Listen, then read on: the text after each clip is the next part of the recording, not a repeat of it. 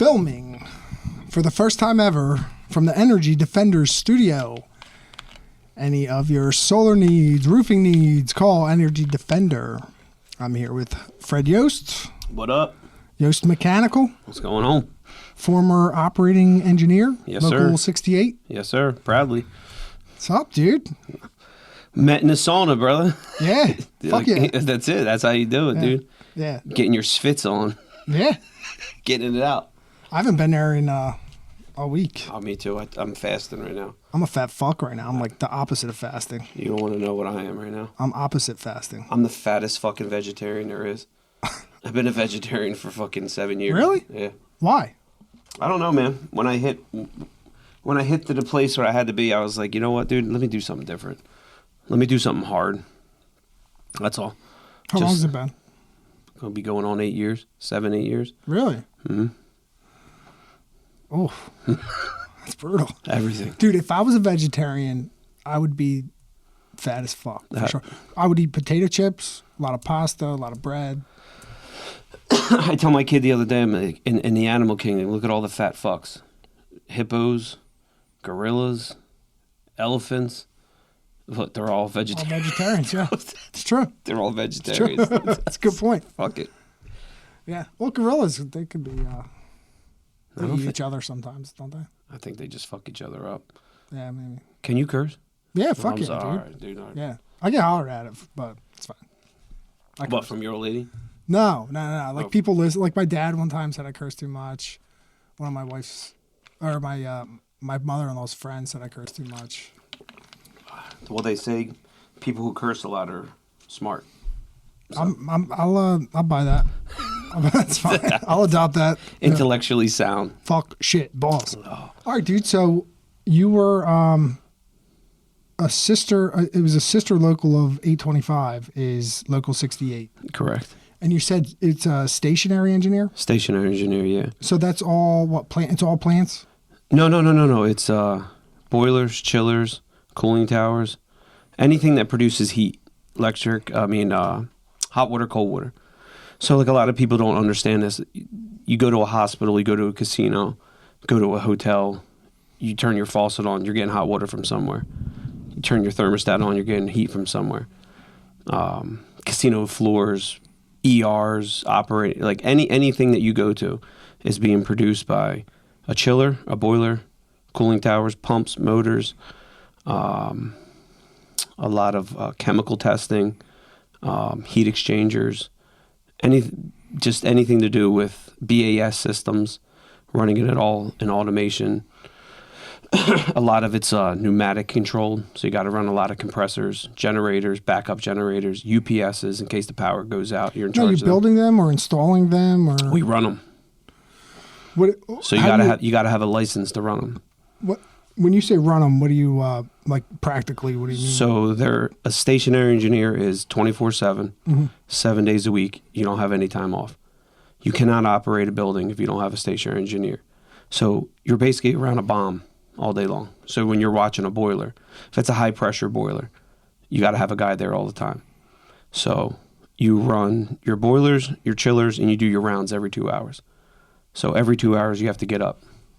A lot of the guys, they call us gauge readers, but if you want to really dabble into what we do, it's like we basically make everything. You can run. Are you making adjustments? Throughout the day, like what kind of, like a generator, for example, like load on a building, functions. You could be like 4th of July. You know it's going to be hot as shit outside. What do? You got to run all your chillers. Mm-hmm. You got to make sure all your cool. Like you ever go into Philly, go into New York, and you see the smoke coming off of buildings? Mm-hmm. That's a cooling tower going. So like I pick up shit like that. So I'll be driving, like, dude, they must have some big cooling towers up there because you see that plume coming up from the top. So you know they're running chillers at that time. So if we're like the chillers that we were running were like 900 ton, 1200 ton chillers. They were running R123, which is toxic. So you got to check your shit every 2 hours. Make sure all those pressures, everything is correct running. So 4th of July, hot as balls outside. The air show's in town, it's packed house. They want that casino floor 65 degrees. Ice cold, baby. So that we make that. So once we make it, it leaves our plant. Then the plumbers do their thing with it. HIVAC does their thing with it for ice machines, walk-in boxes for all the restaurants, all the freezers, ice machines up in the floors. And then we just make it, produce it, and it leaves. So and then you guys are in charge of maintaining it that's it. throughout its life cycle? Well, if we can't do it, then you get somebody to come in and do it. But doing it and being around it, that's when I was like, dude, this is what I want to do. I feel like there's is that a big local? It's like, is this still the case where every building you look at needs an operating engineer to in the whole entire country, in the whole entire world. So that it must be a big local. Well, 68 is Well, yeah, not 68 for example, but like the operating that engineers. job, yeah. Yeah. Wow. So yeah, if you look it up, if you're in Fairbanks, Alaska, I guarantee you they're running boilers right now. Now, if like do 825s do that? Guys do that also? No, I think 825 guys are they're just machine heavy equipment. Yeah. Okay. But like operating engineers, I think our union goes back to like the 1890s, I think, something like that. Damn. Because some of them old boilers in New York are still there. Yeah. They still run some of them things because they're so big and efficient. I was just talking about like the guy who shoveled coal into like The boiler. that's a operating engineer. That's what he would have been. I just literally two interviews ago was talking Actually, about back in the day, they used to call on it a steamboat, like on a charcoal powered boat. Yep. That's an operating engineer. Why do you think they call the engineers on the train? All right. Yeah. Rock on. That's what he does. Problem He's driving a boiler. That's awesome. That's what you ever see the old Yeah. steam? Yeah, it's just a ginormous boiler that he's shoveling the coal into.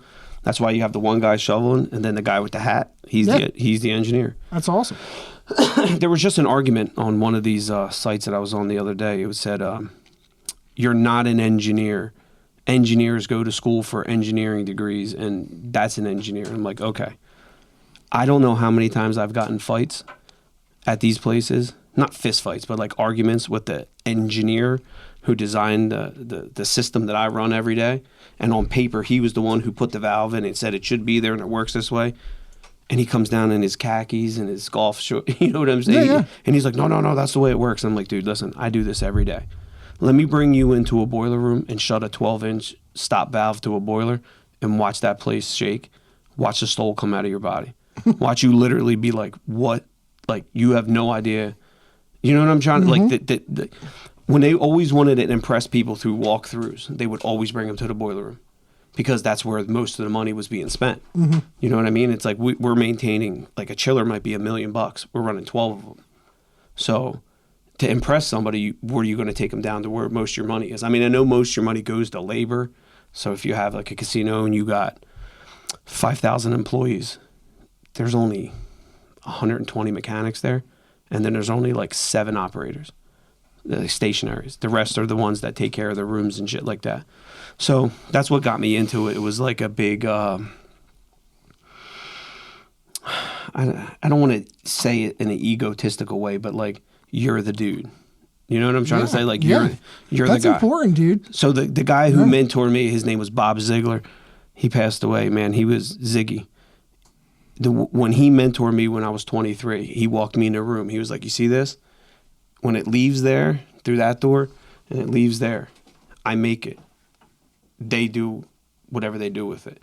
If they don't have me here, you can't have a building. You can't even operate a building. You can't even have, like even when the casinos were shut down. You remember the shutdown a couple years ago? We had to be there. You have to have a guy there all the time. Well, yeah, if it's running. Up until the wrecking ball comes and hits it, you have to have a guy there. Even if you close a building, even if a casino down there was like, we're shutting the doors. Yeah, like Ocean wasn't operable for years, was it? But even like the Hilton, when they closed the Hilton.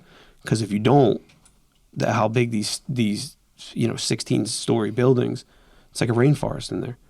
So you have to constantly have something running through the pipes. Or it's just mold everywhere? Well, if you don't. Yeah. So they were paying a guy. Yeah.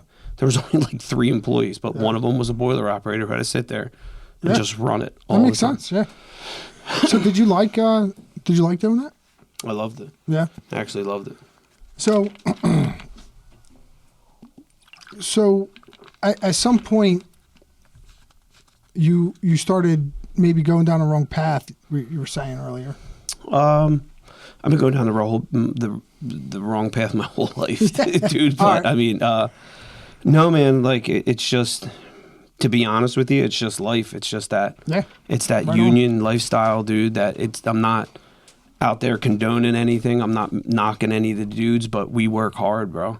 And when you're working midnights and swing shifts and overtime, and you know, your quality of life isn't really No, there's fucking not. life, No, dude. you're It's just really not. I working. mean, there was years that I missed birthdays, Christmases. Not. I mean, they always had to wait for me. I don't know how many New Year's I punched in at 12 o'clock, never seen a ball drop. You know what I mean? I worked midnights for 8 years and going to sleep every night at 5 o'clock at night and then waking up at 10. And then I didn't want to put my kid in daycare, so I would just watch him all day long.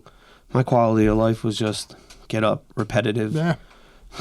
do something every single day. It is like that sometimes. Like you can really fall into a hole, like Strictly- mentally. Not if for you think nothing, about it strictly enough. for energy, bro. Yeah. Like it's strictly if you're taking pills, Yeah. you know, sometimes it's like speed for people, and everybody's on everything, and that's not even the worst of it, dude. You know what I mean? I mean, I'm not trying to sit here and say everybody knows, but like the men know what I'm talking about, and it's not even dudes in the union. It's just life. You know, when shit happens, what do you do? My cousin, she said, you know, our parents when they needed a release, you know, like they just cheated on each other. We don't cheat. We just do drugs, and it's like kind of the truth. Like I you know? don't knock anybody's story because everybody's story is a different story. Your story is different than mine. Lou's, everybody's different. I can't judge anybody on what they do. After being 43 years old now, hitting rock bottom, coming back up, trying to start a business, raising 4 kids, looking at life differently. I look at what my parents did and said, fuck, it might have been harder then. Yeah. You know what I mean? Like, I don't know. What did rock bottom look like for you? Rock bottom was, I was taking 5 30 milligram perks a day. If I didn't get them, I was fucked. No money. That's $100. That's $700 a week. It was $300 a day. Really? Mm-hmm. Holy fuck! $300 a day. And What? For 5? 530s. 530s is they're 20. They were not 30 $25 a piece. Yeah. No, they were $30 a piece. Really? Yeah. And then I was always in a hole, like a day. Oh yeah. Yeah. So it was always like double. So it was like 300. Yep. So I always had to get a 150 a day. Yep. Like, you know, and then it was from the moment I woke I up. got you. It Yep. was just nonstop, just watching my camper get pulled away, watching my car get repoed, losing my house, raising 3 kids and just had a baby.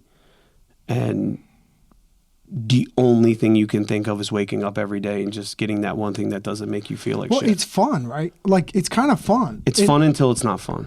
It's fun until it's not fun. But that was it. That's like for me, that was always like the thrill of it was like, how am I going to do this? Like, how can I possibly do this today? Like Well- you have, like you would have no money, no means, no one even like no pills even available. And you're like, I'm going to find it somehow. Like that, to me, that was the fun of it was like, So how are we going to do this? I recently became friends with this dude, Joe McKenna. Good dude, man. And he has a saying, energy goes or attention goes. I got to fucking get it. Attention goes where energy flows. And then I think about it and I'm like, how much energy it took to get up every single day, to do that every single day. And like one of my mottos is I wake up every day and I'm like, dude, today's a new day. Like, right? It's just, you can write your story differently today. Like yesterday don't mean shit. Tomorrow don't mean shit. Most of us live 95% of our lives either fucked up from the past or worrying about what's going to happen next week. So you really, truly lose the present. So once I figured that out, I wake up every day now and go, dude, at least I don't have to live like that no more, Yeah. dude, because it was hard, bro. Yeah.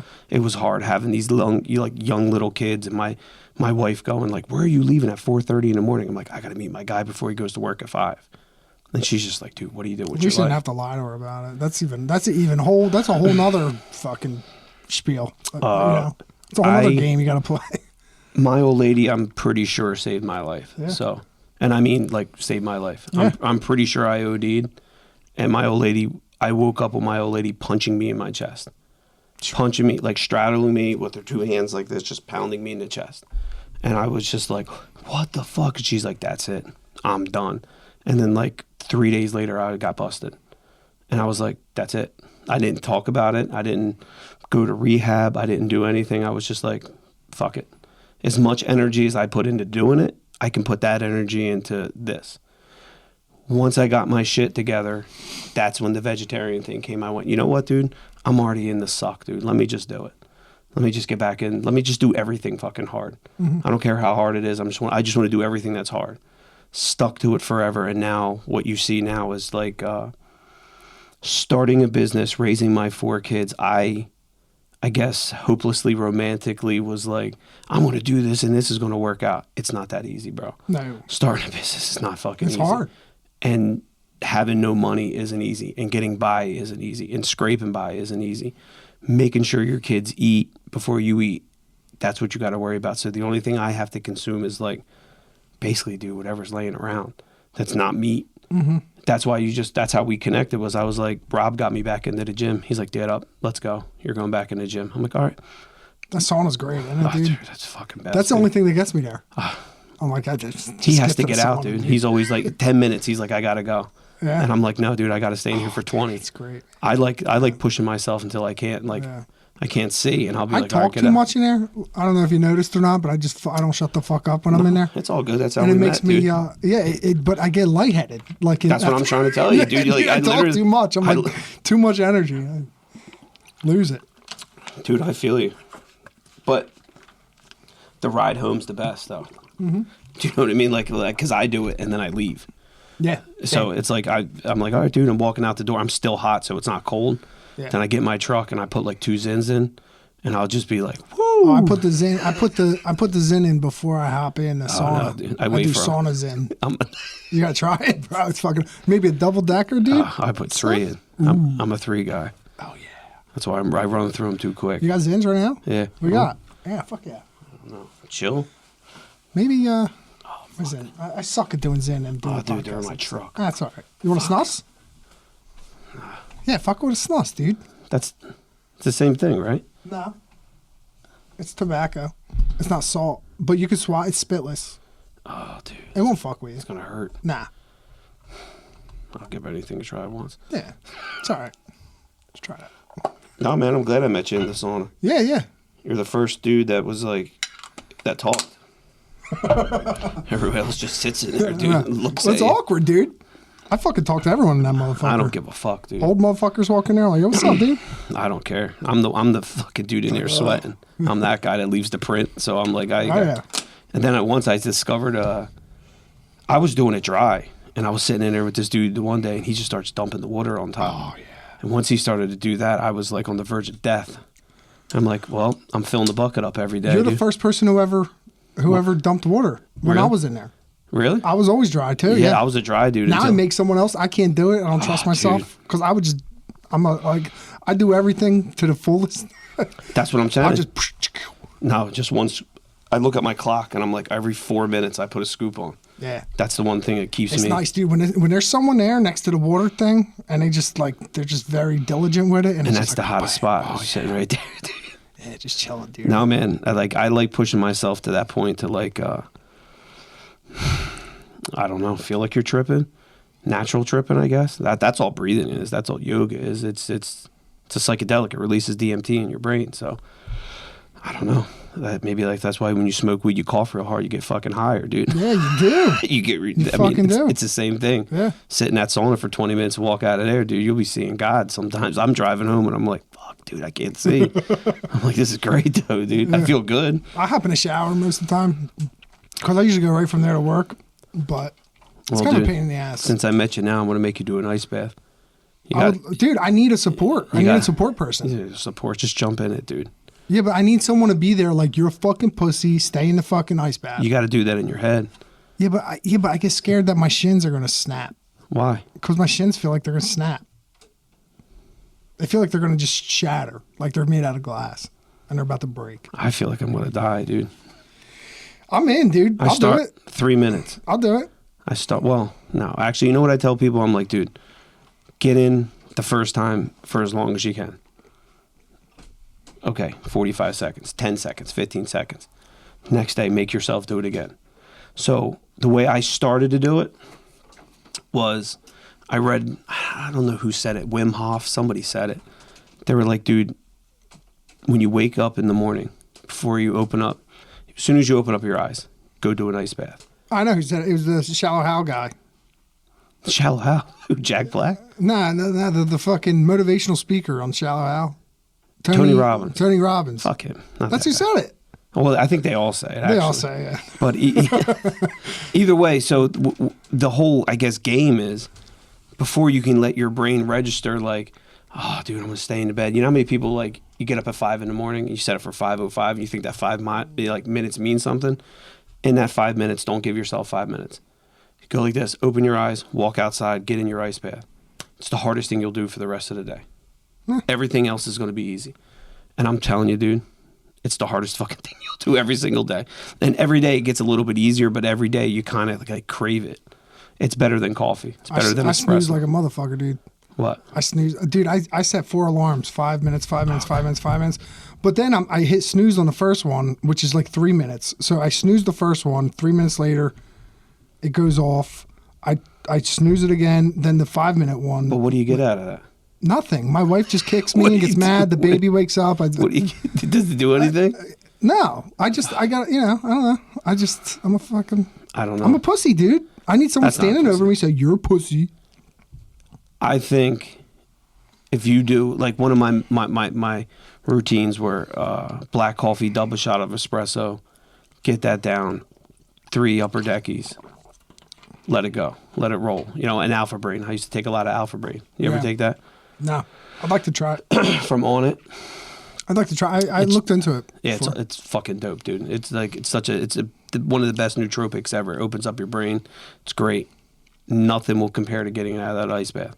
You'll get out of that thing and like 20 minutes later, you'll be so sharp, dude. You'll be like just cat eye, like everything. I gotta do it. Maybe I should do it before the podcast.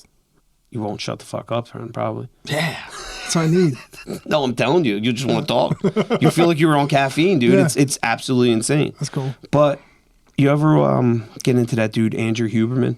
Mm-mm. You never looked at dude? You might have seen him. I know people's faces. He's been on Rogan and shit like that. He was like, dude, you're doing it all wrong. You ever see when people like exercise real hard, then jump in the ice bath? He started doing data on it and was like, dude, you're actually killing your gains by doing shit like that. So the way to do it is do it as your pre-workout and then exercise. That'll bring your body temperature up naturally. Because let's say you did that ice bath and you came in here and did this, I guarantee your first, like if you didn't exercise or something afterwards, you'd be just sitting there like just shaking. You'll never be able to get that. That's where like that's where like you chilled to the bone, you mean? Oh yeah, dude. Oh yeah, like it's like hours too. Like 6-8 hours if you don't. Shit. Oh yeah, dude. It'll take you the whole day. Yeah. So I wonder if like working outside in the freezing cold weather does the same thing. I would assume it does. Because there's plenty of days where I take a shower, I get out of the shower, I'm still like chilled to the bone. Dude, those dudes that do that are G's, bro. They're G's, dude. What? It's like them dudes that work outside like that. It's gangster as shit, dude. I work outside like that. I know, dude. Oh yeah. If you're like, dude, I don't know how many times like. Even though I was in a boiler room, I'd always see the dudes outside and be like, fuck, at least I'm not them dudes. Yeah. Like, I'm not that dude. And it'd be like January, and it'd be like, Calvi electric dudes on the side of the building. Anyone working in January is very happy to Gangster. be working. Yeah. You know, January, February, dude, you're fucking grateful for whatever you're doing. Why, you guys get laid off? Yeah, a lot of people do. Oh. It's just, I'd say, 75% of the workforce gets laid off. See, I never had to experience that just because there's not a lot of work. I mean, you can't really put asphalt down because it's too cold. You know, you can't really. I mean, you could dig pipe. You know, I guess you could do concrete. I don't know. Right. There's not much to do. And then a lot of times it's like the shore. That's the only time you work down a shore. So if you have a contract on the shore, like companies that have contracts on the shore, then they'll send everyone down there. Dude, before I got in the union, I used to dig graves. And you should have seen that in the wintertime, dude. Oh, you can't how do you get through the... So it was You got like mini excavators? No, it's like a modified 55-gallon drum, like cut in half, probably as long as this table. And they stick it right over top of the frozen ground and put 2 torches on each end. Just let the propane run all night long until you can thaw the ground out. Or we would take the backhoe and you would just sit there and scrape. Yeah. And then guy has to get in a hole with a pick and just pick off the teeth marks and just keep going until you break through. Yeah, it's like, it depends how cold it is and how long it's been cold for. But sometimes it's only just like a layer. But it's the same as ice. Oh, sometimes it'd be, it'd be like yeah, same as ice on a pond. You know? Then once you get the hole, you can just chip it all away. Yeah. But yeah, that was. I've been on cruises that we had the jackhammer through the ground just to get a shovel. So how does that work? You just get, so if you get laid off for the winter, what do you get? Like, do you get picked back up in spring, summer? Yeah, so like the company I work for, they just keep everyone basically. Like if you keep you busy. But like it's usually like middle of January till beginning of March. And it's an asphalt plant, so they got to do like a ton of like maintenance to the asphalt plant, and like they really just need to shut down the company the one company I work for. They have one asphalt plant, like they can't keep it operational all year round. They need like that 6 weeks of maintenance, like the trucks, I think they got 30-something trucks. They got to get them all cleaned. So what do you have, like a motor pool? You have like a guy that takes care of all the trucks? Do you? So there's some guys that like who does your maintenance? You can opt in, like there's. If you've been with the company long enough, they'll let you go in there. Sometimes they just recently started hiring like subcontractors come in and do the maintenance. Like on your vehicles and shit like that? On the vehicles and on the plant. All right. Yeah. Like they used to for a long time. They would have not me in particular, but they would have guys come in and you'd have to jackhammer all the asphalt that got caked in the silos and stuff like that. And you'd be in there just with a ladder, jackhammer. You'd come out. These guys come out look like they were just in a chimney. Like you can't keep clean in there. It's insane. Oh, it's cleaning a boiler was on.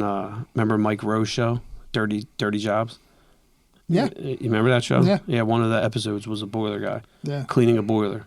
So our trick was you'd have to rub Vaseline all over your face where you didn't want the soot. Because if not, it looked like you wore mascara for a week, dude. You weren't getting that shit out of your eyes at all. But yeah, man, there's a lot of shit that goes into making the world go round. People don't understand, dude.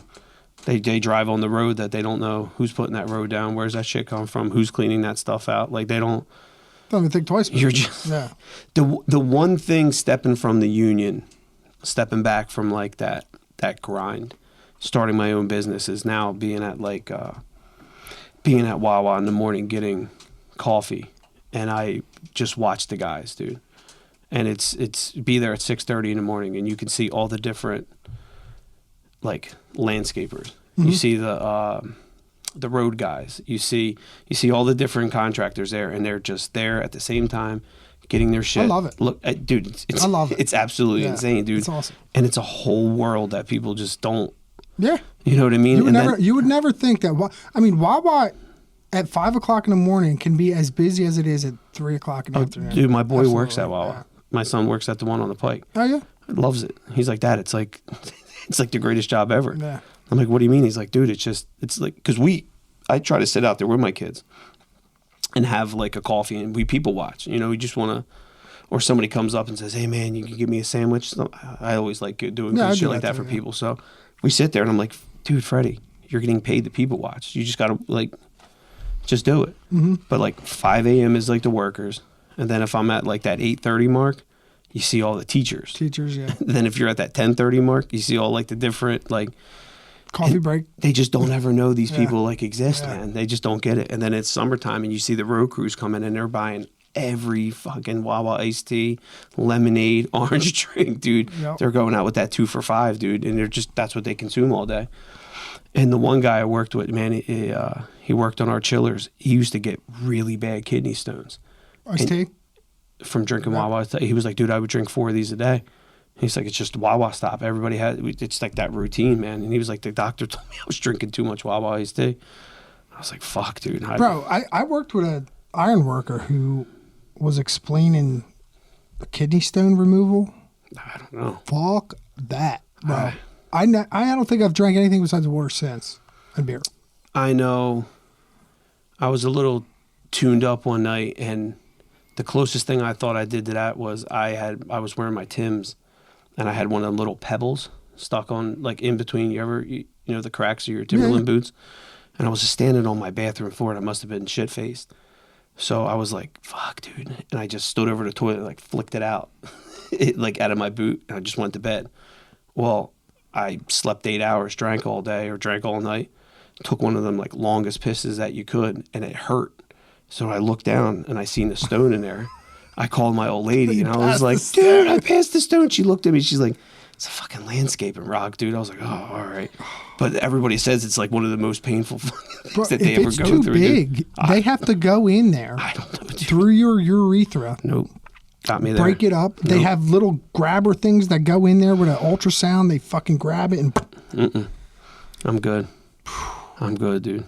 I don't like nobody... You might have to do it, though, one day. What? You might have to let someone go get a touch stone a bird? one day.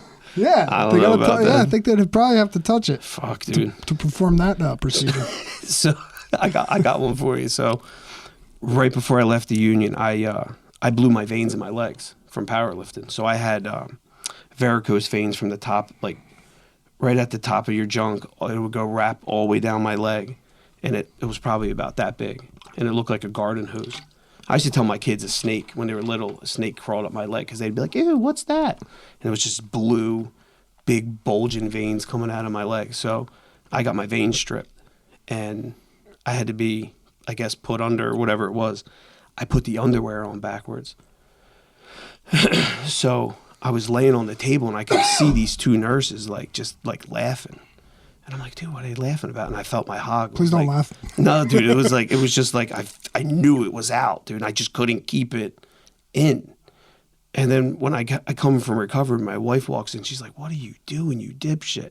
I'm like, what? She's like, you have your underwear on backwards. I had the back in the front. And I was like, that's why they were laughing inside the thing. It was just this little strip, and it was just, I was like, she's like, you're an idiot. So she made me save them.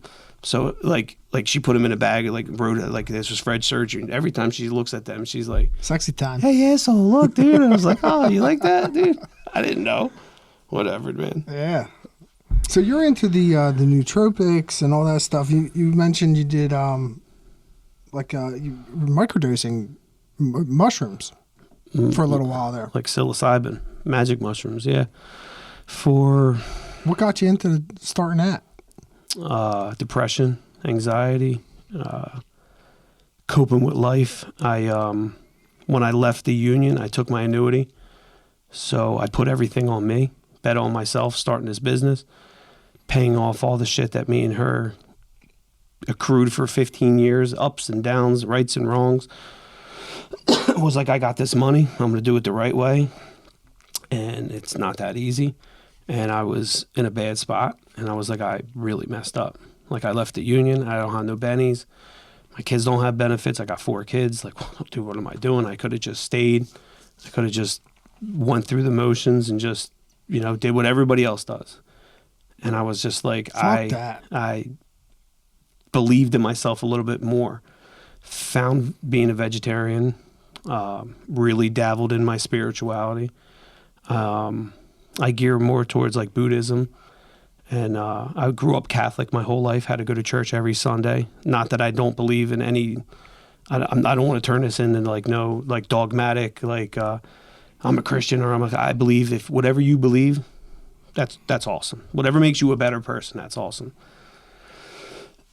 When I start going down these rabbit holes of like meditation and fasting and starting to figure myself out more, I was like, how can I figure out a little bit more?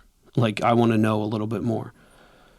And I did them in college 20 years ago, but that was just more for like, hey, let's eat an eighth and go outside and watch the sky fall. It wasn't like that this time. It was like a spiritual journey. So it was like, I don't want to be the guy who's, I don't know, like the hippie or the like the psychedelic dude. I'm not trying to dabble in any of that. It was more geared towards like, okay, I started doing yoga, you start doing breath work, you start doing meditation, you're tapping this thing in your brain. It's your pineal gland. It's like a proven thing, you can look it up. Your pineal gland releases DMT. When you die and you have a near-death experience, that's what they say it is. You get this massive release of DMT, and that's, you see your life, before you. But you can get that through psilocybin. So it's like, okay, you don't have to have a near-death experience, not cutting out meditation, not cutting out any of this stuff. If there's something out there that comes from the earth that could help you deal with anxiety, depression, what did I do with my life?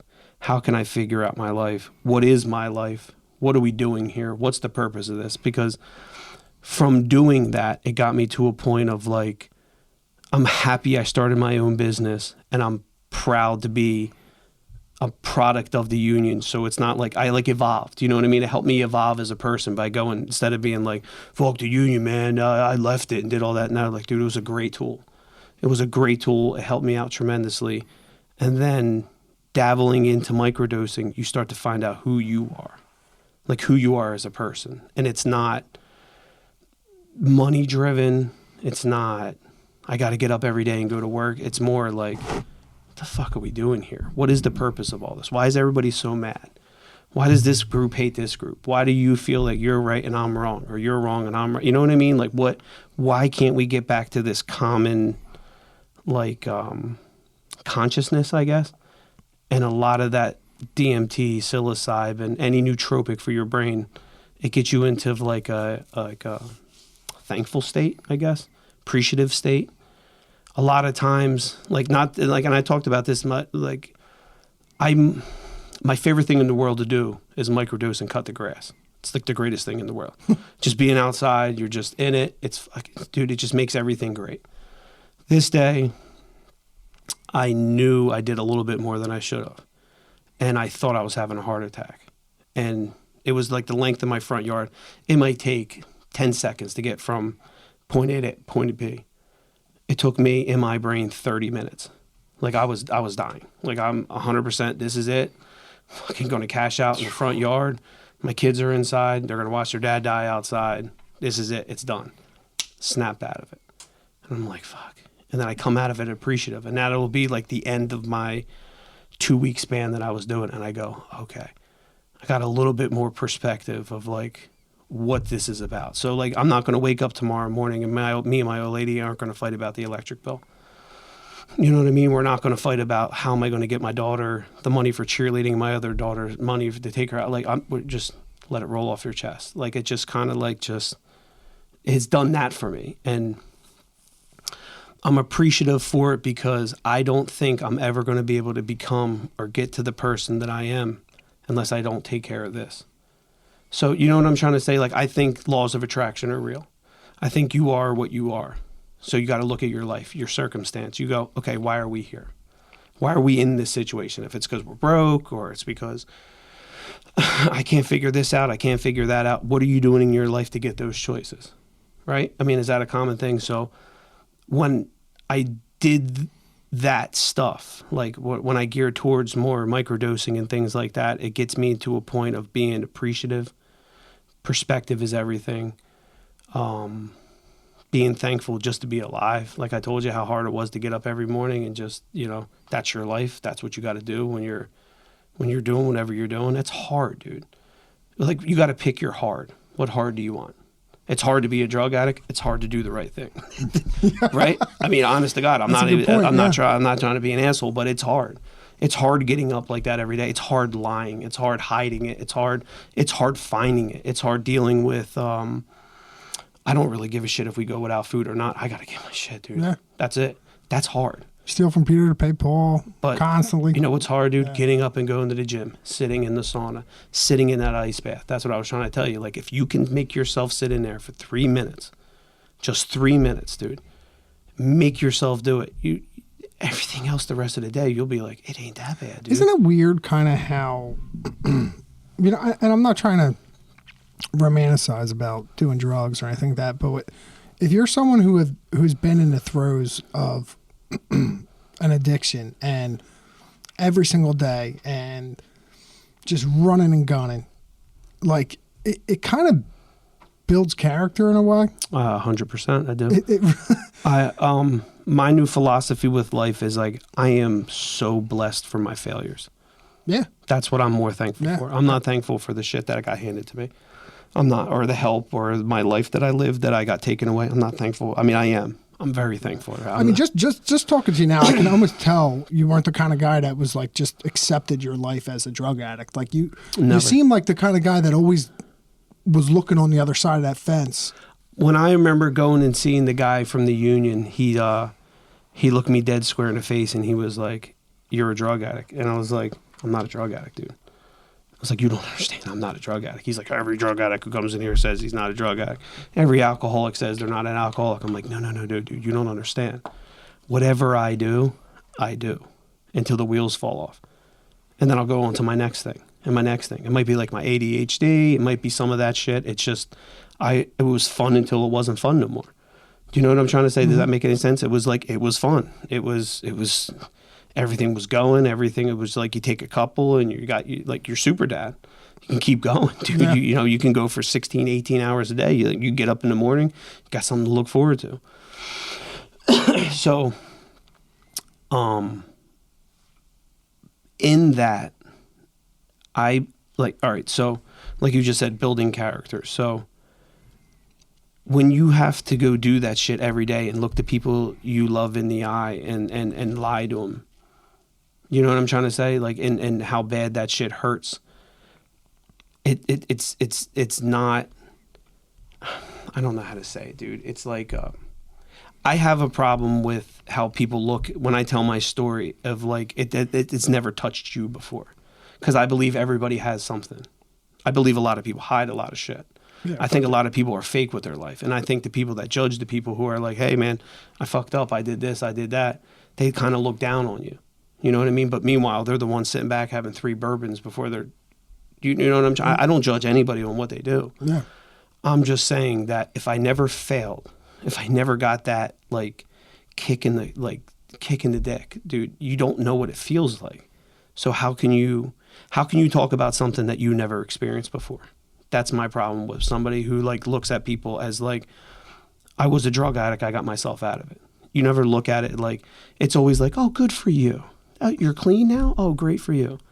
Well, you're a drunk. And you're looking at me like, "Oh, great for you." Like sometimes it's like, honest to God, dude, we're probably, I don't know if you were an addict or not. I don't even like calling. Dude, I did, my last day was, I did 22 30s on my last day. 22 30s. Mm-hmm. So you were. I was an addict. Yeah. All right. Yeah. So that's hard. That was easy. I could have done 22 more. But it's hard. Yeah. It's hard. Yeah. 22 30s that's not a joke. You know what I mean? Dude, That's not. And the only reason I switched to the smaller ones was I was like, if I'm taking this much acetaminophen, I'm going to kill my liver. I'm going to be dead before, like. Yeah. Do you know what I mean? Mm-hmm. You can't sit down and take 22 Tylenol. Nah. But that's what you're basically doing. That's a good point. Yeah. And then if you didn't have the money, a lot of my friends are dead because they went to heroin. And it was like, I'm scared of needles. I'm covered in tattoos. I don't like blood. I don't like horror movies. I don't like that shit. I was like, I'm not doing that shit. The only reason, honest to God, dude, and this is the most fucked up shit I tell my old lady all the time. I'm like, the only reason I feel like I'm sitting here and I'm alive is because we had the money to actually buy pills. If that makes sense. Yeah. I wasn't getting anything off the street. I had enough money to where I was wasting that on legit, like, yeah. Hey, here's my script. Pharmaceuticals, yeah. Yeah. So I didn't have to go that route. Yeah. You said what rock bottom looks like. That's what rock bottom looks like. It's like losing everything and going, "Oh shit, on top of this, I'm a drug addict." Yeah. I'm a fucking drug addict, dude. Yeah. Like, what am I going to, like, how are you going to pull yourself out of this shit? Fuck, man. I remember feeling that too. Like, fuck.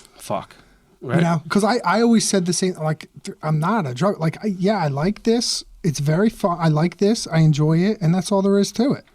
that was always like kind of my process was like, I'm not stealing from you, I'm not hurting you, I'm just doing this because I like to do it. And then when I finally got to the point where I was just like, oh fuck, man, I'm a drug addict, dude. Fuck. Yeah, it sucks, right? Yeah, it sucks. Yeah, it's not fun. And that's a hard look you got. I always operate best from like the more shit you put on my shoulders, the better I operate for some reason, and I don't know why that is. Just under pressure, I need that stranglehold, and then I'm like, all right, like let me just rise above this now. Right. Because think about it. Think about taking 2230s. Not an average person can do that, dude. Mm-mm. You know how intense that is?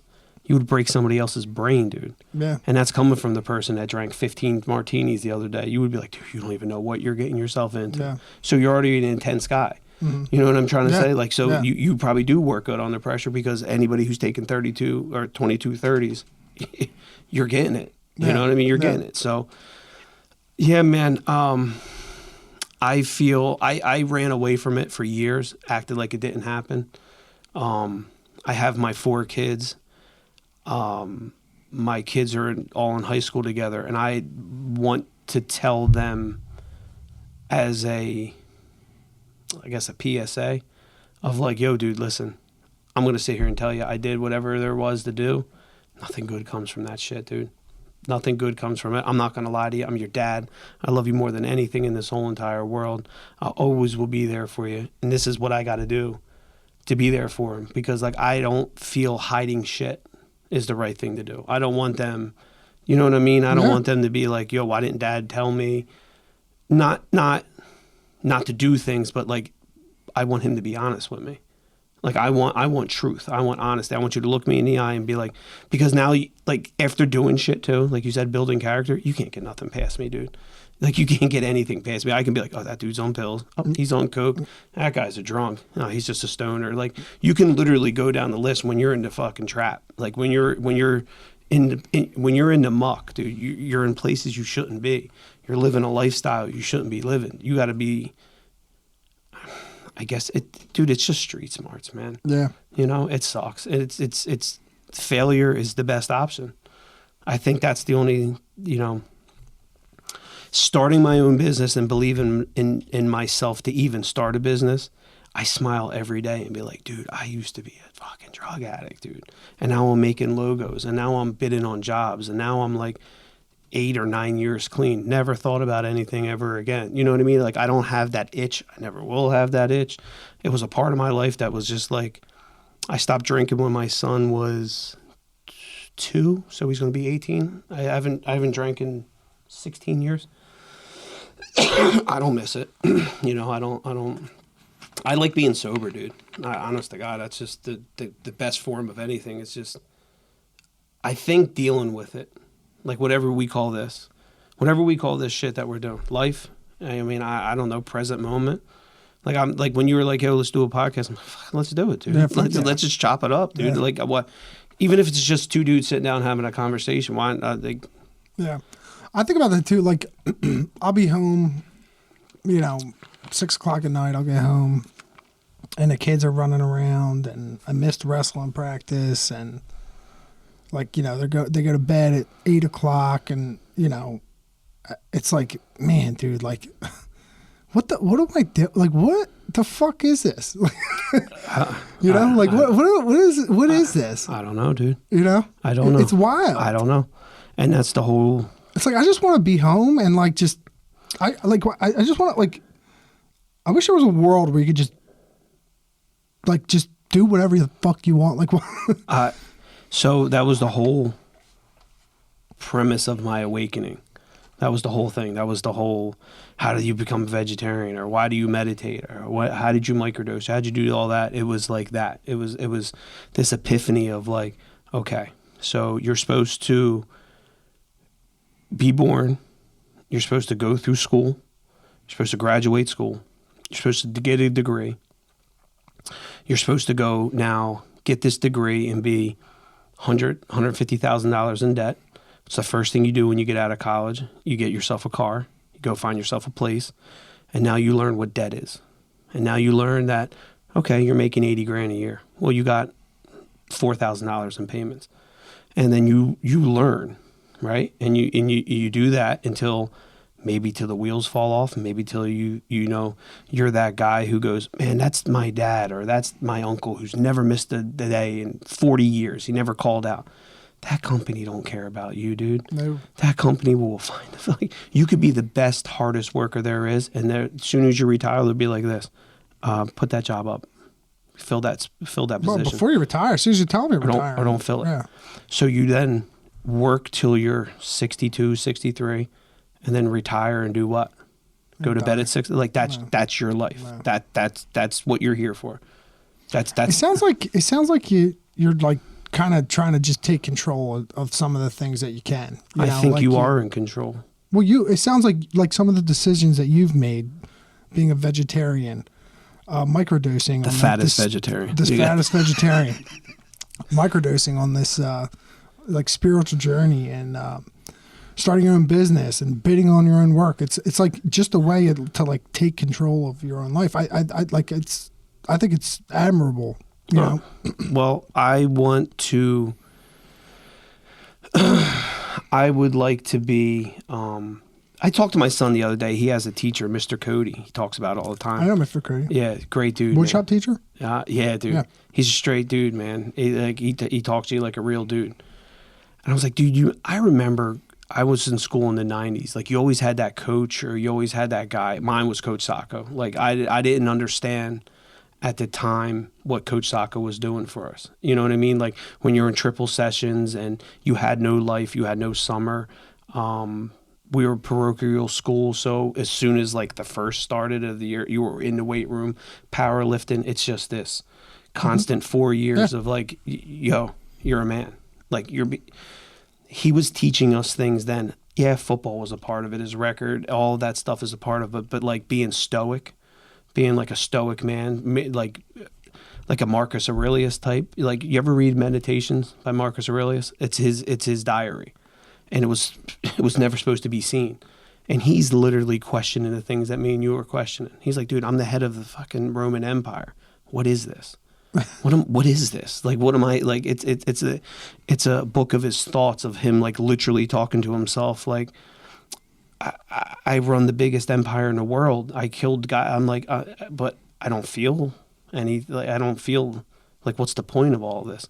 So for thousands of years, these dudes, you know, we're trying to figure this shit out. And it's like, what's your rock bottom? My rock bottom was dealing with it and saying, how can I get out of this?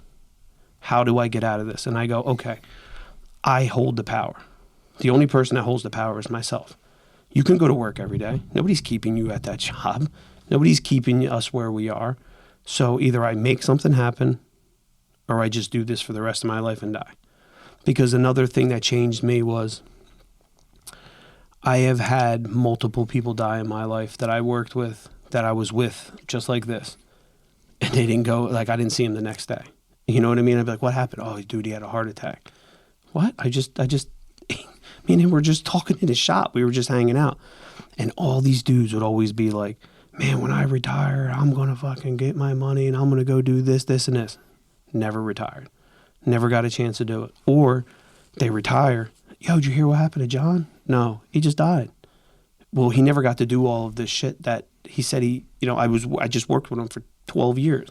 Every day I had to listen to this guy talk about when he retires, he's finally going to live his life. And it never happens. And it's like, okay, is that going to be me? Like, is this going to be me for the rest of my life? Am I just going to work till 62? Everybody's going to give me a cake, get me a fishing pole and go like this, happy retirement. And now my kids are grown. I got 4 of them and I missed it. I missed all the fights, the ups, the downs, the lefts, the rights. I don't care if it's hard, dude. I don't care if any of this is hard. I wouldn't want to do it with anybody else that I did it with. Do you know what I mean? There was a quote that I heard the other day. It was like, don't eat with people you wouldn't starve with. So then I started to look at my circle and say, okay, who in here would starve with me and who in here would I feed? And I would have to take a look at myself and say, dude, listen, you're only friends with these people because you do drugs. You're only friends with these people because you drink. You're only friends with these people who only party. You're only friends with, and I'm not saying that I have beautiful friends. I love them all to death. I'm saying for myself, when I pull myself away from a situation, I take like these deep, that's why I'm in the middle of a fast right now. And people are like, yo, why do you fast? How long you want to go? I said, I want to try to knock out 21 days. I want to go 21 days. Doing a 21-day fast? 21-day fast. What are you consuming? Nothing. Just water? Water. Black coffee?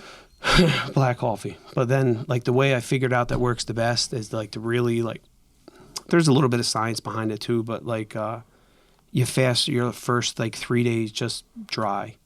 No water. Really? Yeah. Because, if you, like, everybody has, like, parasites and shit in you, and you just got to starve them out, and then consume water. Because I tried it other ways. If you fasting and you're drinking a lot of water, you're pushing a lot of your electrolytes out. You're pushing a lot of stuff out. You get headaches really bad. And by day 2 or 3, you'll just be like, nah. What day are you on? 6. Holy shit, dude. Yeah. And I just want to do it I don't know. I feel like when you push yourself to boundaries or limits, the last time I did my fast, I made it 14 days and I came out a vegetarian. That was the last time I fasted. Like that on the carnivore diet this time. I don't know. I'm not. That's what I'm saying. I'm not opposed to anybody doing anything. I'm not strict to like, well, I'm keto, dude. Whatever works for you, dude. You know what I mean? Like, I look like I don't miss a meal. So it's like, people can't say like, oh, well, eating meat doesn't hurt you. Do you eat a lot of vegetables, or is it a lot of carbs? Right now, it's a lot of carbs. Right now, it's called the poor diet. So it's kind of like. Whatever I can eat, like tombstone pizzas. Fish? Do you eat fish? Yeah, I do eat fish. Tuna, a lot of tuna. I eat eggs too, a lot of eggs. But like when I'm on my grind, I use the Vitamix. You ever see that blender, the Vitamix? Mm-hmm. Like you see them in a lot of shops. You can get one on like QVC or some shit like that. So when I do that, that's when I'm like really, I'll do that for 2 of my meals. I just grind everything up. It's like spinach, ginger, chia seeds, flax seeds, dates, blueberries, carrots, and I'll just make this smoothie, cinnamon, and I consume that, and I eat 1 good solid meal a day. So I like, and my intermittent fasting is like, I would like to do 24. Like I try to eat in a 4-hour window. Like when I'm in tune, you know what I mean? And that's where I want to get back to. That's why I was like, you know what? I'm putting everything on hold. I mean, I have work. I'm trying to get by. And I said to my wife too, I said, let's not look at the bigger picture right now. Let's not panic about Christmas yet. Let's not panic about the mortgage this month. I said, let's break it down like this. Let's live like Monday to Monday. Let's just worry about this week. And then let's look at ourselves and say, okay, did we make the best decisions this week? Where did the money go? What can the money go to? What's the direction? Like, you know what I mean? Like, pick up your habits in your life. Is it Zins? If I'm buying a tin of Zins every day and that's $7. Do you think that fucks with the fast? Yeah, I do. I'm getting by. Like, do you think the Zen fucks with, like, do you think that that you're getting the full effect of the fast? No, because this time around I wanted to be done with everything. Like, I want to be completely non-reliant on anything. I don't want no crutch. I don't even want to be like, dude, I went to the gym for 2 weeks, got it in. I got my cheat day. I just, you know what I mean? Yeah. I just want to do the hardest thing possible. Because if I showed you what I look like 2 years ago, you'd be like, that's the same dude. Like, that's when I was lean. And I was jumping rope for 30 minutes a day. I went and got this 3-pound tugboat rope. And I would jump that for like 30 minutes a day. And I would dude, you gotta do CrossFit. You sound like a CrossFit guy. Yeah, I would love to. Listen. I go Saturday mornings. You want to go? I just want to push myself until I break, dude. Want to go Saturday morning? Mays Landing? Oh, shit, dude. You're going to Mays Landing? That's the only one around. What happened to the one right here? They got the sauna. Oh, really? Yeah. There's a trade. The ice bath. You know who's big into that is my buddy. You know Nick Fabrizio? Yeah. Yeah, Fabs. I love Nick. Yeah, dude, he's a CrossFitter. Yeah. No, I'm just a straight laced. I like old school lifting. He escorted me and my wife to the hospital when we had Giada 3.5 years ago.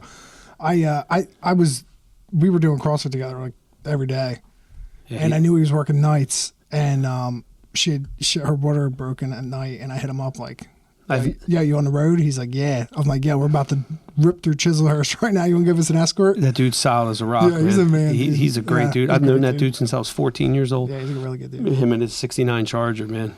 You ever see his cars? Yeah. I seen his trucks. Yeah. We're Mopar guys. We're car guys. That's how I've stayed in contact with him. He was a senior when I was a freshman, but he's always been a straight-laced dude, but he loves that CrossFit shit, dude. Yeah. But you look good. The CrossFitters look good. Yeah. I don't have that build, though. I don't lose weight, though, in CrossFit at all. Ever. I don't know, man. I just get it tightens you up, but you don't lose a pound. It's crazy. You will lose weight if you're like very, very strict with a diet, but for the most part, it just tightens you up. It makes you look better. I'm just old school. You get hurt a lot, too, though. Monday, Wednesday, Friday, push-pull legs. Your water bottle. I'm just old school. Like, I just love lifting, dude. I tried it a couple of times. I don't mind I can't get into lifting because of how much I like CrossFit. Is like that. It's competitive. It's so competitive. I mean, like, even when you're not competing, you're competing. There's little girls running like fucking deer around you. You're like, oh, fuck, dude. And you're just competing, like, in your head. So the other thing that I tried to do, this is going to be on my journey. This is what I've gotten in the last couple of days is like, I stopped doing that shit too.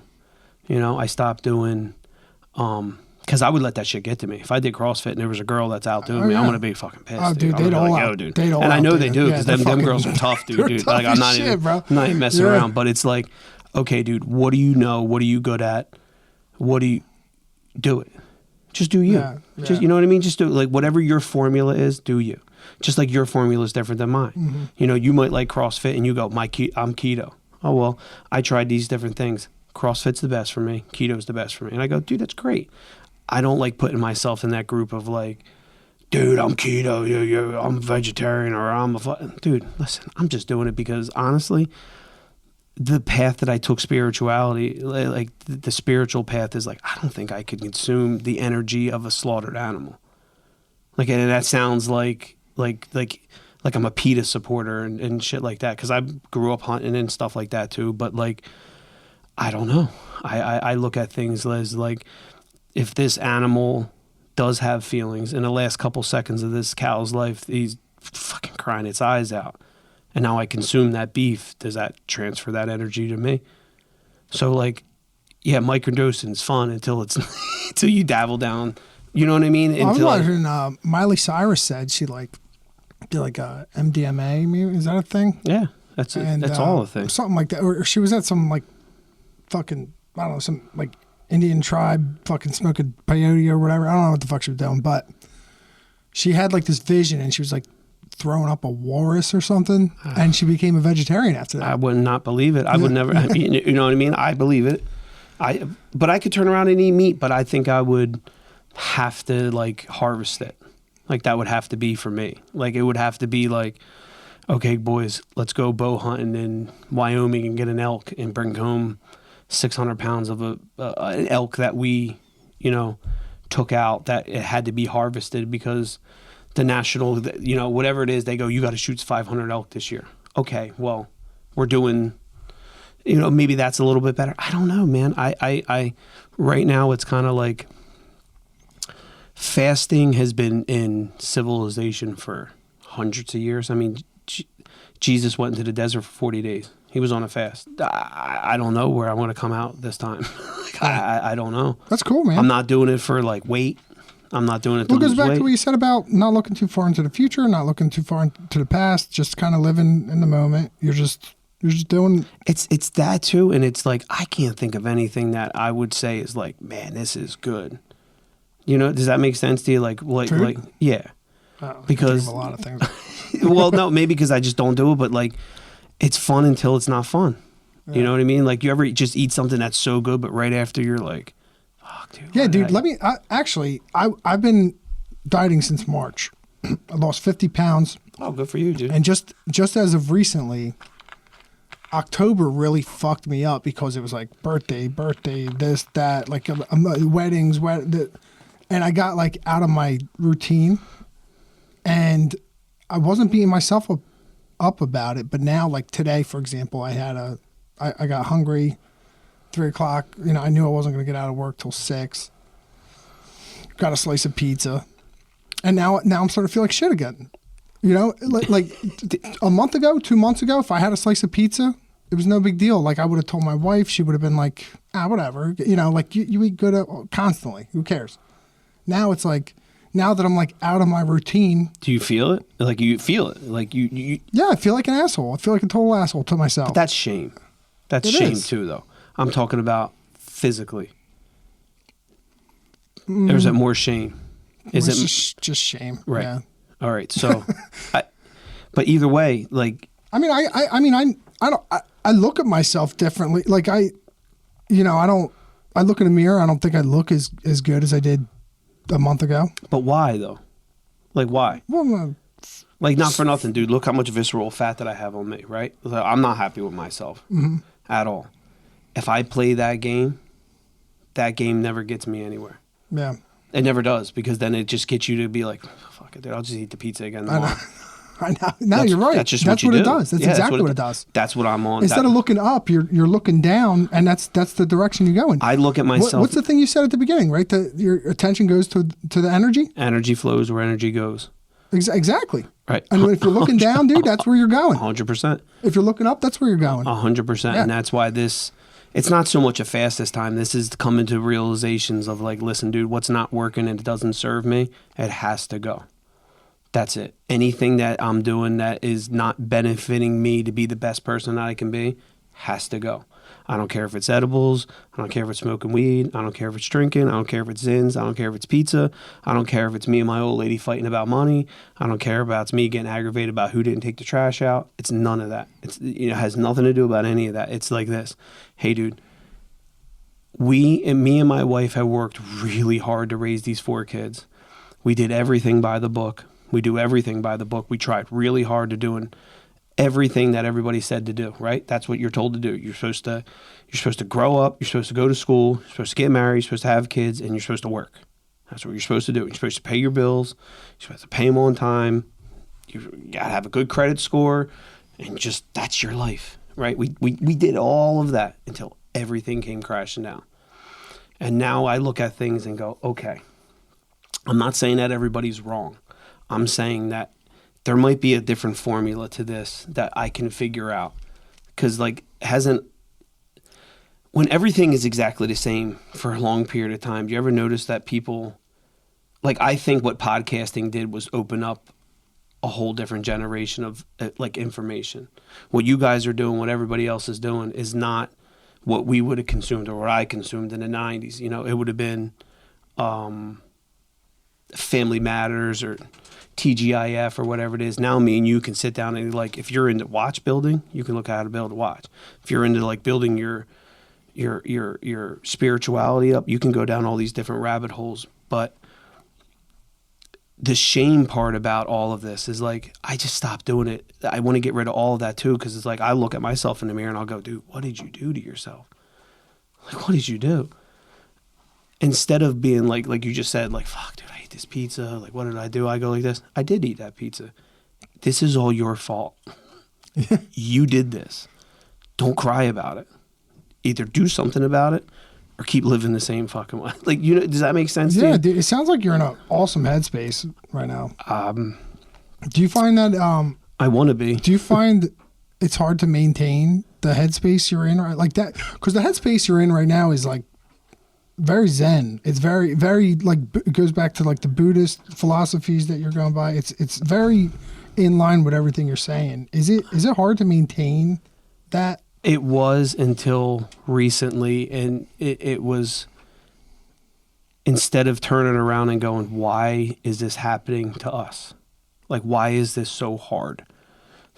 Why is this? Why? And now it's all like, I'm thankful. Like, I'm just so thankful, and it's harder to live that way than to live this way. So it's already like, I've already been through it. You know what I mean? I've already done that. It's not that hard. I think that'll serve you well. You know, like, I mean, yeah, like that's why I'm thankful for my failures, because I'm like, it's not that hard, man. Yeah. Like, that's hard, man. Like, I think you have a great mindset for Yost Mechanical. I mean, like this is like a really good. It's a good space to be in to facilitate like what you're doing. I listen, because running a business, like you said, man, it's hard, dude. You think a lot of people think I'll go online. They make it very, very, very easy to start a business online, right? It's like $40, whatever, done. Now you need insurance. Now you need to set up payroll. Now you need to, and now you have all this like outgoing expenses before you can even start to think about getting jobs. I haven't taken a paycheck in 2 years. Yeah, it's wild. Everything that I've done is just to keep it going. It's wild. Just keep it going. And my wife is like, listen, just keep going. You came too far. Why you can't quit now? So it's like, okay. Do you see a path to like a better place for do you see the path to where you want to get? No. No, I stopped caring because I did it. I did it right. And I if I shake your hand, I'm going to do a good job. That's it. I'm not going to put my name on something that's shitty. I can't do it. And the guys that I learned from in the union, they teach you the same identical way. You're around like dudes that are legit men that teach you how to do things, and they taught you, so you're a spawn of them, right? So that's the way it is, and that's not how business works, man. Business doesn't work that way. It's like, you got to know somebody who knows somebody. You got to have that in. You got to have a brother-in-law that knows this guy to get you to this guy. It's all kind of who you know. And it's like you can go out there and bust your ass and do the best work possible. And so I started going to things that I knew, like working like on these pumps and things like this. If you get a different manager that comes in there, it's a whole new group of people. So like they can have you in. That's what ended up happening to me. I had like really good ins down at the casinos, and everybody just up and retired. New people come in. Now you're dealing with whoever they want to deal with, they deal with. So it's like coming home every day going like to my old lady, I'm like, what are we going to do? I went out and got whatever trucks, tools, whatever the things I could get. I have no payments on nothing. I drive a 97 utility body, Dodge 3500. And I put all my faith into like, I'm going to go out there and be like legit. And I start working at places, man. And like some guys, like the way the outside works is not the way the inside works. Like when you're an in-house union guy, outside is like one of our biggest hangups is like, there's no net 30, dude. It's like 90 days, 65 days. Especially at the casinos. 120 days. Especially at the casinos. So now like I'm starting to fall behind when I get my POs that come in. I'm already X amount of dollars behind. It's impossible to build like that. That's impossible. I can't find a path forward. Mm-hmm. You know what I mean? That's why I was like, okay, here's what I believe as I'm sitting here right now. I am never going to be able to get the answers that I'm left there. Like, so do you believe in serendipity? You believe in things happen for a reason? Do you believe that, I don't know, man, like if you didn't meet your old lady the night that you met her, like did everything add up like exactly the way it was supposed to add up? Or was it just like a freak, like you bumped into each other and... or like, do you understand what I'm trying to say? I do. I do. I put some stock into serendipity. I'd like to believe there's something. Things happen for a reason. Yeah. So sometimes, has anything happened in your life where like it just happened when it like? Do you ever think about somebody and they called you? Mm-hmm. String theory, almost kind of like it's the way things work. I think when you do the hard work, the hard things that we think are hard happen, and they'll happen for you. That's what I'm starting to believe now. So the hard work is like, okay, what does it take for you to be the best person that you are? And you really look inside, like really look inside your soul and be like, not what you're showing me, not what you're showing Lou over. When you're alone, laying in your bed, like you just said, you go, shame. You had shame, right? Mm-hmm. There's another conversation you're having in your head, right? Because who are you shaming? Yourself, yeah. Right? But who are you talking to? You're obviously having a conversation with somebody, because why would you feel shame? Because there's another part of you that would be like this. Just eat it, dude. Go stop and get the pizza. So you have these conversations going on in your head, right? Like you're just constantly doing that. That person, who you are, I have to look at myself every single day and go, every choice that I'm making right now, is it the right choice? And that is down to how I speak to my wife, how I speak to others, how I look at others, how I cross the street, how I talk to my kids, how I take care of myself. Am I consuming the right foods? Am I consuming exercise? Am I just consuming this phone all day long? Am I in the bathroom jerking off 3 times a day? Am I dropping my vibration? Am I putting all that energy into being the best Fred there is? I think if I do that, if I can do that for an extended period of time and not break away from like, it's been 10 days, I can go get some Zins. No. Like, dude, Zins got you where you were. I'm not saying that they're bad. It's just a habit that I have to have every single day. Do you know what I'm trying to say? Like, and that habit's not serving me, where if me and my old lady are sitting here going, how are we going to pay the rent?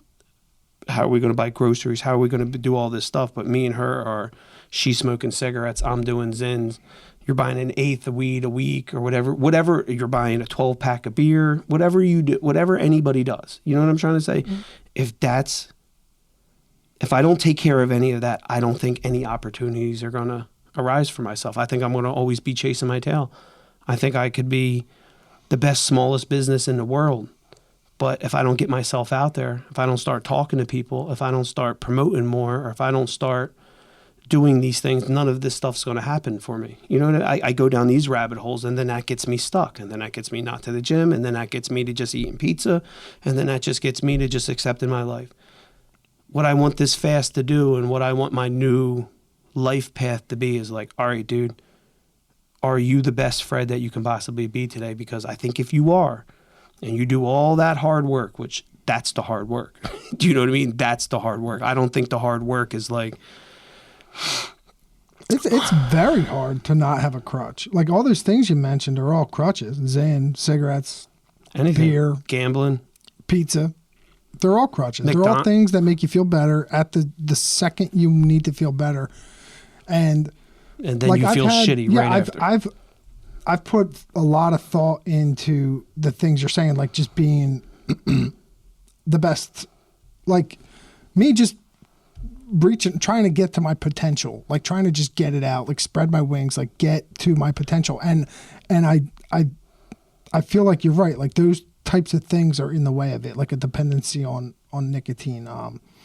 You know, just that urge to drink on a Friday night. How about not even that? How about the urge to have negative thoughts when you're driving in the car on the way home? Yeah. Or looking at your phone too much. That's another good one. Anything.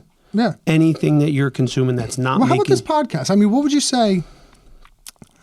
I think an argument could be made that I can't be the best me and do this, like spend as much time as I do on this. You know, like I feel like it serves a purpose. I get a lot of stuff out. It's a big release for me to do it. I get a lot of creative energy out. I like it. I enjoy it. But like at home, like my wife is home with 3 kids, and she had to put, 2 to bed already. She's, my infant daughter's sick right now. Like I could be home being a better dad, a better husband right now. Like, but you are. I'm not home right now, though. No, but you're being a better dad. You have enough balls to have a podcast. How's that being a good dad, though? Because, like, you started this podcast because everything you just said. You're raising kids. You want them to do the things that they want to do that make them feel the best that they're being.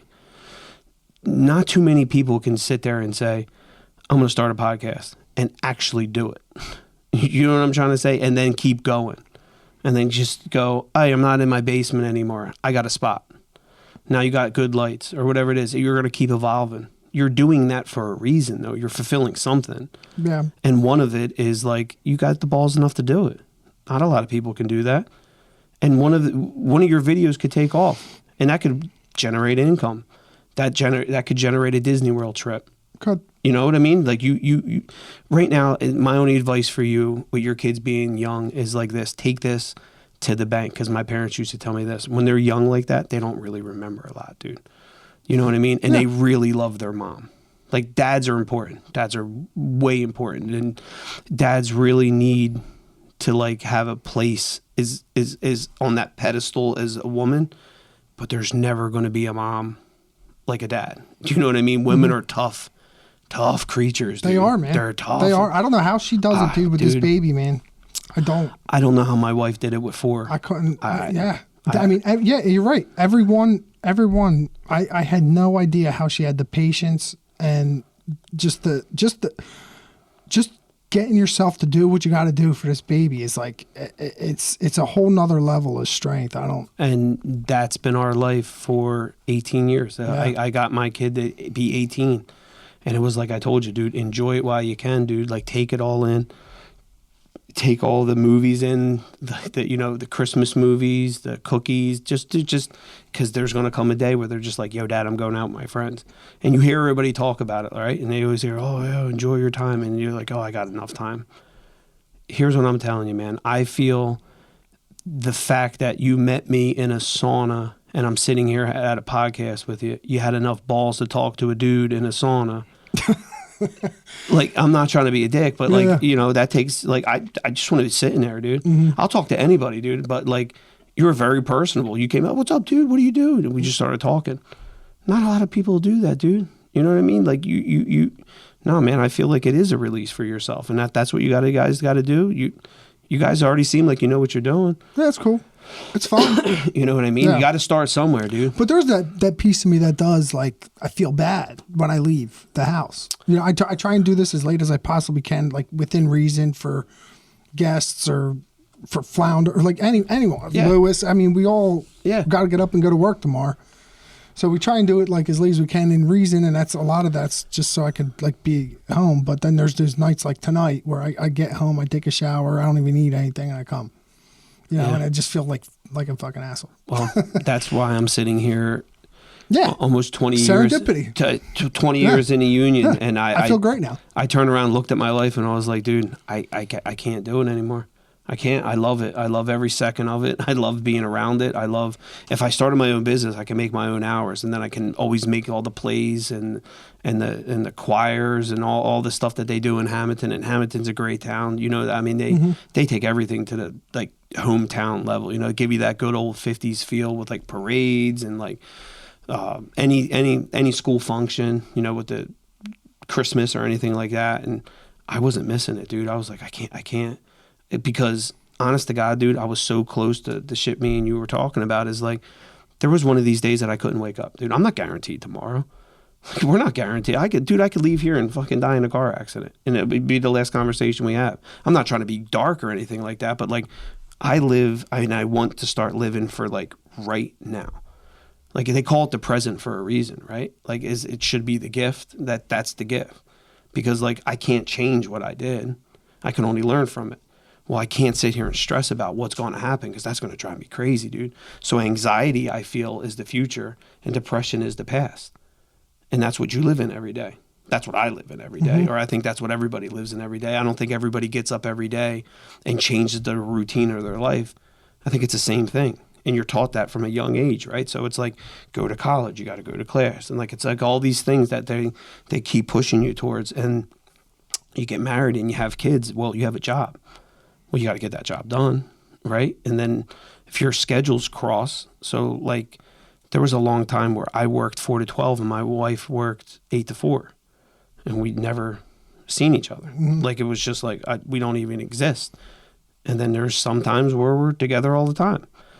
And then I started to look at it and then, we'll go back. It'll be like, you remember what it was? But I'm like, yeah, but it was bad then. You know what I mean? It wasn't, but I don't think I can speak on that unless you lived it. And now you're living your truth. You know what I mean? Like you feel like an asshole. Not a lot of people would say that though. You know how many people, and I'm not like, again, not knocking anybody, live the same identical life that you're living right now, but are not doing a podcast, that are at a bar right now, that haven't been home yet, because that's their routine that they do every single day. That's the hard work that I got to start looking on for myself. And whatever it is that, like I said, whatever it is that doesn't make me or a better me, it's got to go, dude. It's got to go in the trash because this. So it's nothing to be proud of, but my daughter turned 16 November 18th. This was the first year we couldn't get a birthday cake or we couldn't get her dinner that night just because we're getting by, right? That messed me up.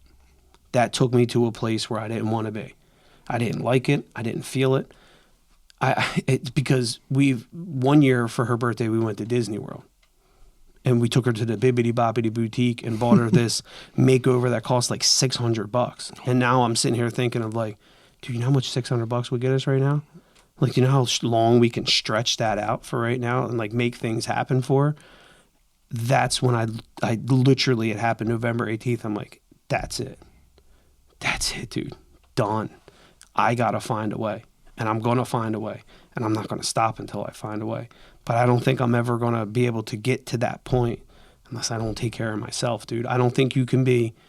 I think you're a reflection. I think it's selfish of ourselves to think of like doing the right thing for yourself is selfish, right? Does that make sense? Yeah.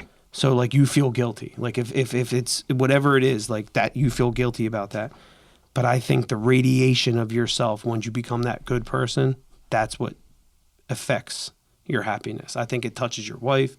If you're a better Steve, you're going to be a happier wife. You're going to be, you know what I'm saying? You're going to be, your kids are going to be happier. You're happier. And then that grows. And then when tentacles grow, like happiness, love, like that I think it's real, dude. That's just from what you know. You can definitely see it with the kids. Like definitely. Like how I feel is exactly how the kids act all the time. All the time.